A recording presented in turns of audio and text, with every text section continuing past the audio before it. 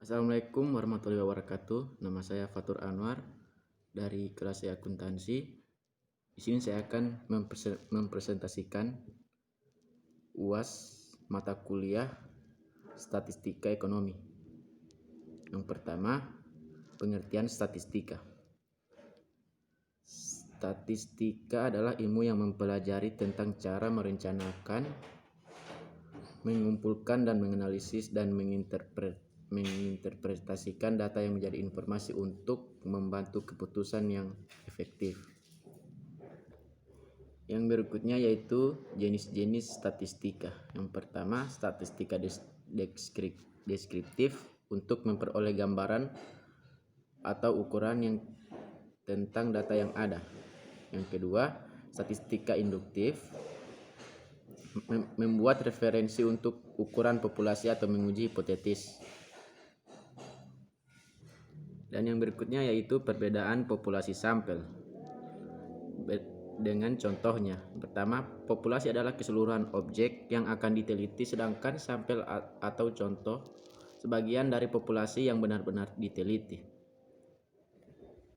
Dan yang keempat yaitu jenis-jenis data. Yang data dapat dibagi menjadi 3 kelompok, yaitu yang pertama, berdasarkan sumber data terbagi data primer dan data sekunder. 2, berdasarkan jenis data terbagi menjadi A. Kualitatif, B. Kuantitatif. Dan yang kelima yaitu sumber data statistik. Yang pertama, data primer, wawancara seperti wawancara langsung, wawancara tidak langsung, dan observasi. Data sekunder, data dari pihak lain, BPS dan BI. Yang berikutnya yaitu skala pengukuran. 1. Skala nominal, 2. Skala ordinal, 3. Skala interval. Selanjutnya yaitu penyajian data. 1. Pengertian distribusi frekuensi. Distribusi frekuensi adalah pengelompokan data ke dalam beberapa kategori yang menunjukkan banyaknya data di setiap kategori. Yang kedua, tujuan distribusi frekuensi untuk mengatur data mentah ke bentuk yang lebih rapi dan tanpa mengurangi inti informasi yang ada. Dan yang ketiga, keuntungan pembuatan distribusi frekuensi. 1. Akan bisa melihat nilai terbesar dan nilai terkecil. 2. Terlihat letak konsentrasi Anda. 3. Data terlihat lebih rapi dan siap untuk digunakan. Yang keempat yaitu perhitungan distribusi frekuensi. 1. Jumlah kelas. K sama dengan 1 tambah 3 kurang 3. 2. Range. R sama dengan nilai tertinggi kurang nilai terendah. 3. Interval kelas. 1 sama dengan R dan K. Dan yang berikutnya yaitu penyajian data dalam bentuk grafik. Yang pertama histogram, yang kedua poligon, dan yang ketiga OGIF. Yang berikutnya yaitu ukuran pemusatan. 1.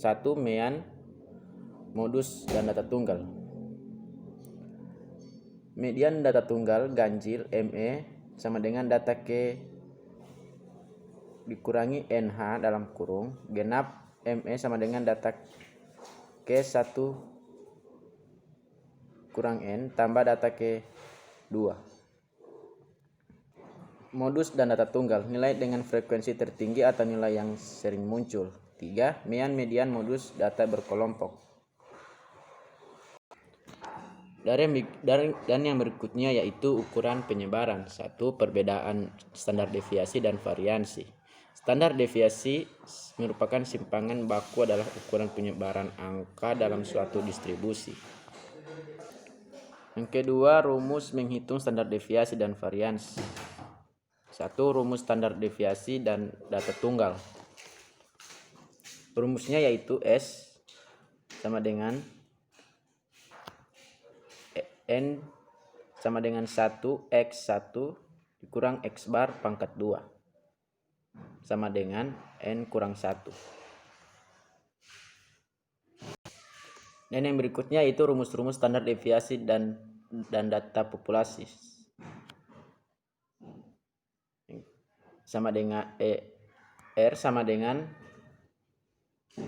X1 dikurang X bar pangkat 2 sama dengan N. Materi berikutnya yaitu analisis regresi dan korelasi berganda. Pengertian regresi sederhana adalah hubungan secara linear antara suatu variabel independen dalam kurung X dengan variabel dependen dalam kurung Y.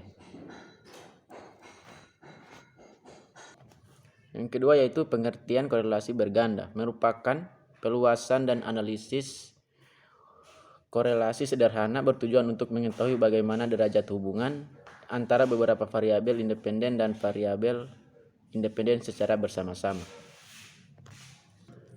Dan yang ketiga yaitu contoh judul penelitian regresi sederhana, seperti pengaruh biaya promosi terhadap volume penjualan perusahaan. Yang keempat yaitu contoh judul penelitian korelasi sederhana, seperti hubungan antara hasil belajar statistika dengan kebiasaan belajar. Materi berikutnya yaitu regresi dan korelasi berganda. Yang pertama, pengertian regresi berganda, model prediksi yang melibatkan lebih dari satu variabel bebas dan prediktor. Yang kedua, pengertian korelasi sederhana merupakan suatu teknik statistik yang dipergunakan untuk mengatur kekuatan hubungan antara dua variabel. Yang ketiga, contoh judul penelitian regresi berganda. Yang pertama, analisis pengaruh investasi, pendidikan, dan pengangguran. Contoh judul penelitian korelasi berganda, seperti hubungan antara kebiasaan belajar dan hasil belajar matematika semester 1. Yang berikutnya yaitu pengujian hipotetis. Hipotetis adalah dugaan sementara terhadap masalah-masalah yang harus dibuktikan kebenarannya. Yang kedua yaitu hipotetis penelitian, berupa pernyataan yang perlu dibuktikan kebenarannya. Hipotetis statistika merupakan berupa notasi melemahnya. Terus juga perbedaan HO sama dengan hipotetis statistik yang akan diuji. HI sama dengan kebalikan dari hipotetis 0 dalam kurung HO. Macam-macam hipotetis penelitian. Yang pertama hipotetis deskriptif, yang kedua hipotetis komparatif, yang ketiga hipotetis asosiatif.